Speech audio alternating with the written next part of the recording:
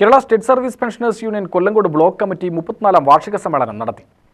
കൊടുവായൂർ കേരളാപുരം ഓഡിറ്റോറിയത്തിൽ നടന്ന സമ്മേളനം കെ ബാബു MLA ഉദ്ഘാടനം ചെയ്തു.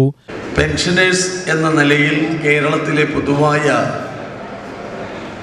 സർവീസ് പെൻഷനേഴ്സ്, അതുപോലെ തന്നെ ഫാമിലി പെൻഷനും വാങ്ങുന്നവരും ഇന്ന് നമ്മുടെ മേഖലയിലുള്ള ജീവനക്കാരുടെ എണ്ണവും തട്ടിച്ചു നോക്കിയാൽ ഏറ്റവും അടുത്തെത്തുന്ന രൂപത്തിലേക്ക് മാറുകയാണ്.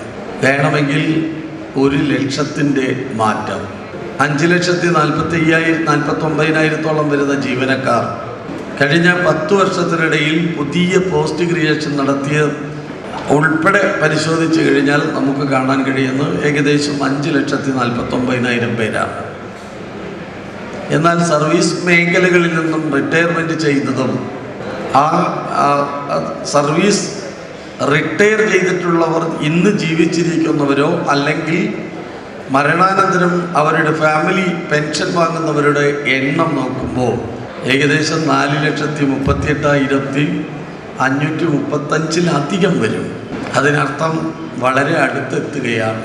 അതിലേറ്റവും പ്രധാനപ്പെട്ട കാര്യം ആയുർദൈർഘ്യം നമ്മുടെ കേരളത്തിൽ വർദ്ധിക്കുന്നു എന്നുള്ളതാണ്. ആയുർദൈർഘ്യം വർദ്ധിക്കാൻ പല കാരണങ്ങളുണ്ട്.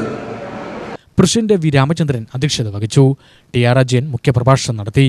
വിവിധ യൂണിറ്റുകളിൽ നിന്നായി 150ഓളം പേർ സമ്മേളനത്തിൽ പങ്കെടുത്തു. Block secretary K Krishnan, CS Sukumaran, T Kunchu Vijayan, Ashokan, K Chandran, P Govindan, Chenthamarakshan എന്നിവർ പ്രസംഗിച്ചു. തുടർന്ന് ജില്ലാ panchayat vice president N Saritha വനിതാ സമ്മേളനം ഉദ്ഘാടനം ചെയ്തു. P രാജേശ്വരി അധ്യക്ഷത വഹിച്ചു. പുതിയ ഭാരവാഹികളെയും തെരഞ്ഞെടുത്തു.